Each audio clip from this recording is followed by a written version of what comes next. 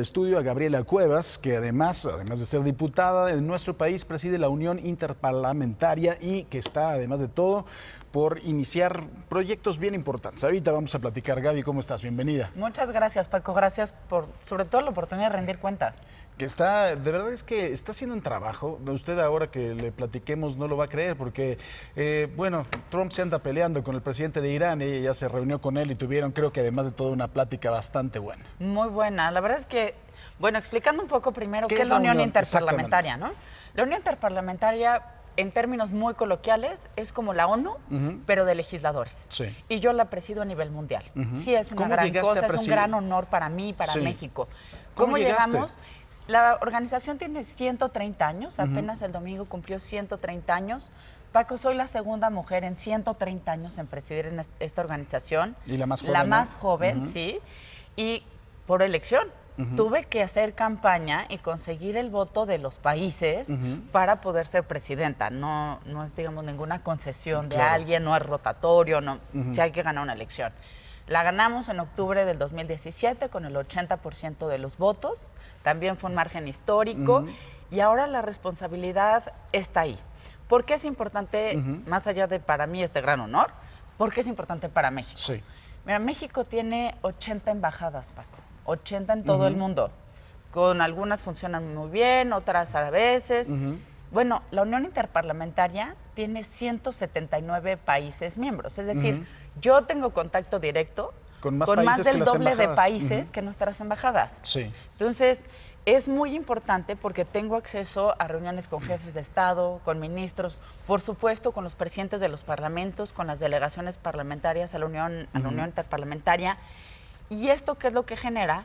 Pues primero, una interlocución que sepan también, bueno, de qué se trata México, claro. Porque, por supuesto, aprovecho estas reuniones para hablar del país. Sí hay que ser embajador de nuestro mismo país y ponernos la camiseta. Otra parte muy importante tiene que ver en cómo la acción legislativa puede coordinarse a nivel mundial y traer beneficios para la gente. Claro. Ejemplos muy concretos. El Acuerdo de París de Cambio Climático. Sí, 46,000 parlamentarios de todo el mundo, que es lo que me toca a mí buscar coordinar.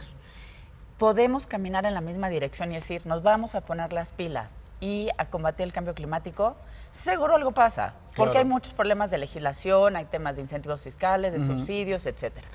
Por otro lado, la agenda de desarrollo, que es donde hablamos de la igualdad, de la inclusión, temas, por ejemplo, de alimentación, de empleo, de salarios, de desarrollo como tal, que en México sabemos lo que urgen. Entonces, coordinar a 179 países, que en octubre ya serán 180, es una gran responsabilidad y también, por supuesto, insisto, un gran beneficio para México. Y un gran honor también, por supuesto. Cuéntanos un poquito, ¿qué países visitaste? Te vi, por ejemplo, con el presidente de Irán, ¿no? Un país, además de todo, en donde las mujeres, pues... Sí, no es fácil. No es fácil. Sí. O sea, cuéntanos un poquito, ese encuentro debe haber sido algo interesante. Fue súper complejo, hay que recordar un poco también la circunstancia. Yo empecé mi viaje a Irán un día después de que Trump dijo que cancelaba el ataque con misiles a Irán. Sí, sí. Entonces sí fue un poco, pues como la circunstancia más compleja del mundo. Tuve muy buenas reuniones con el presidente Rouhani, con el ministro de Relaciones Exteriores, el doctor Zarif, con el presidente del Parlamento, el doctor Larijani. Y estas reuniones primero se dan en un contexto, insisto, de polarización, no solo regional, sino a nivel global. Claro. En una confrontación directa con Trump y con una mexicana que, digámoslo tal cual, sí ven a México demasiado cerca de Estados Unidos. Claro, por supuesto. Entonces, la plática fue muy interesante. Primero, Irán recalcó que de todo este acuerdo nuclear, que fue tan importante, yo creo que es el acuerdo multilateral más importante en muchas décadas, ellos han cumplido con las condiciones que se les establecieron. Apenas esta semana se empezó a debatir si habían rebasado o no la producción de uranio. Pero, al menos el tiempo en que yo estaba allá, Irán seguía cumpliendo al pie de la letra las condiciones del acuerdo nuclear. ¿No? Según el anuncio del día de ayer. Lo dicen, pero nadie está seguro. O sea, por ejemplo, la Agencia de Energía a nivel global no está segura. Claro. O sea, nadie sabe quién está blofeando o no, pues. Entonces fue muy interesante Pero como están tener jugando esa las vencidas reunión. con el mundo, ¿no? Y con un equilibrio muy complicado en Medio Oriente, en Asia, donde todos los días puede pasar algo. Allí está muy cerca la frontera entre India y Pakistán, Claro. que es una de las fronteras más militarizadas del planeta. Irán tiene frontera con Afganistán, con Irak, no es menor. Allí están los conflictos entre Israel y Palestina. Entonces sí, parece que están jugando con la estabilidad del mundo. Y por lo mismo este diálogo se vuelve muy interesante porque a nivel parlamentario, primero, pues sí tenemos que defender estos acuerdos multilaterales, pero también, Paco, se vuelve muy importante que podamos tender mesas de diálogo paralelas. Es decir, si a nivel ejecutivo no se pueden reunir, que sí se reúnan los legisladores. Claro. Por ejemplo, a nivel de las Coreas, ya tuvimos una reunión con legisladores de Corea del Norte y de Corea del Sur. La primera. No se ha hecho ninguna otra más que dentro de la Unión Interparlamentaria.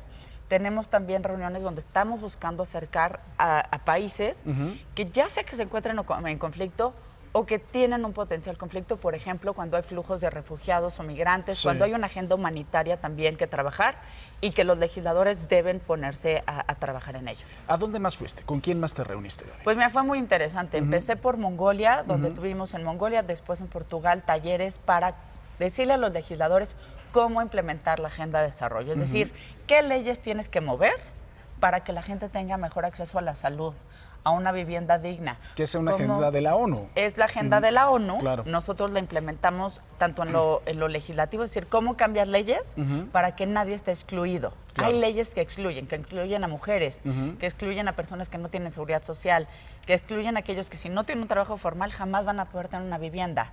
Esas leyes tenemos que cambiarlas. También es muy importante, el instrumento de política pública, Paco, más importante lo hacemos los legisladores, es el presupuesto. Claro. Y yo siempre les digo a los legisladores una cosa, el verdadero amor solamente se manifiesta en el presupuesto. Si un gobierno, si un partido te dice que le importa algo, se tiene que ver reflejado en el presupuesto, Claro. si no, no existe. Imagen Noticias con Paco Sea, lunes a viernes 5:50 AM. Participa en Imagen Televisión.